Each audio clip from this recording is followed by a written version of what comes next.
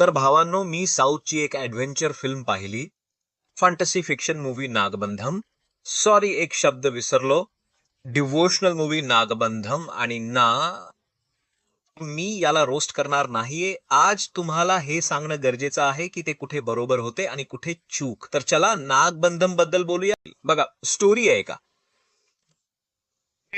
ही एक अशी treasurer Hunt आहे जिला पौराणिक कथांची जोड दिली आहे. यात श्री हरिविष्णूची प्राचीन मंदिरं आणि पवित्र परंपरा दाखवल्या आहेत. तुम्हा सर्वांना हात जोडायला भाग पाडतील इतक्या सुंदर होत्या. जी बॅकस्टोरी दाखवली आहे ती जास्त कनेक्ट होते. मंदिराचे व्हिज्युअल्स तर भाई गजब.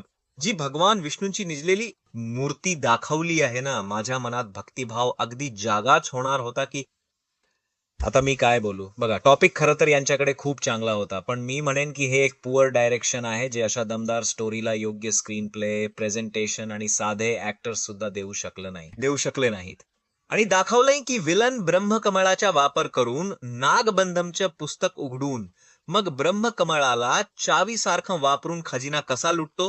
हो, कदाचित अशीच काहीशी स्टोरी होती, पण साला पूर्ण मूव्ही संपल्यानंतर सुद्धा पुस्तकाचं फक्त कव्हरच दाखवलंय.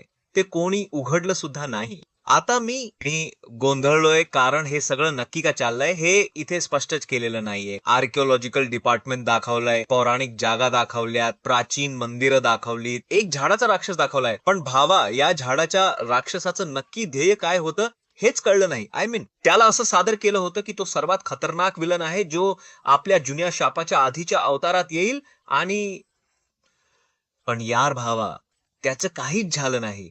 समोर हिंदू देवांची मूर्ती आहे आणि गाणं चाललंय, ए खुदा तू कहा.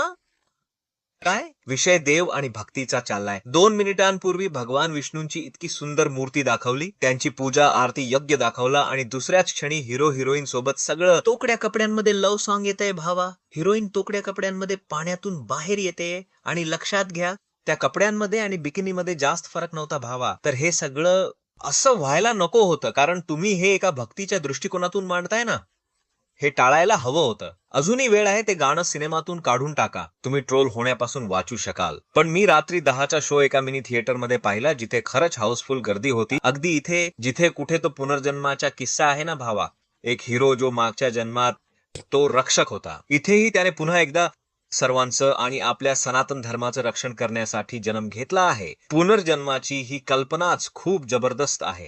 पण आजवर तुम्ही हॉलिवूडमध्ये सुद्धा असं पाहिलं नसेल. आणि हा चित्रपट इथेच थांबत नाही. मी वाट पाहत होतो की ज्या दरवाजा उघडण्यासाठी एवढा सगळा तामजाम होतोय, हिरोची पूर्ण फॅमिली मारली गेली, रक्तपात, क्रूरता आणि हिरोची बॅकस्टोरी दाखवली गेली, ब्रह्मकमळाचं महत्वही दाखवलं. आणि जेव्हा ते दरवाजा उघडायला गेले तेव्हा पुढच्या भागात असं सांगण्यात आलं, मस्त अंघोळ करून पुढच्या भागात या. तेव्हाच त्यांची स्मार्टनेस मला समजली की हे तर इनोव्हेटिव्ह आयडियाजच्याही पुढे गेले आहेत भावा. आणि जे VFX वापरलंय ना मित्रांनो, मी प्रामाणिकपणे सांगेन की त्यांनी अवतारच्या VFX ला असं टक करून स्पर्श करून परत आलेत. गोविंदा स्टाईल मध्ये. भावा काय यार, ना मी नीट रिव्ह्यू करू शकतोय ना रोस्ट. इतकं कन्फ्युज केलंय. हा चित्रपट खरंच तुम्हाला गोंधळात टाकेल की याला नेमकं काय म्हणायचंय.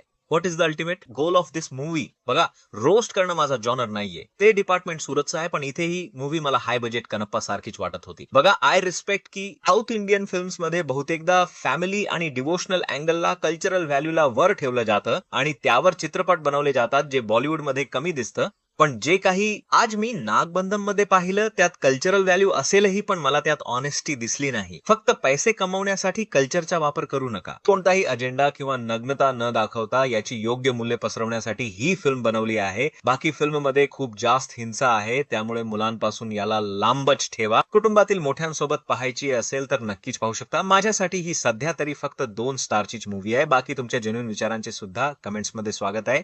हवं तर शिव्या द्या, काही हरकत नाही. भेटूया पुढच्या व्हिडिओमध्ये. बाय.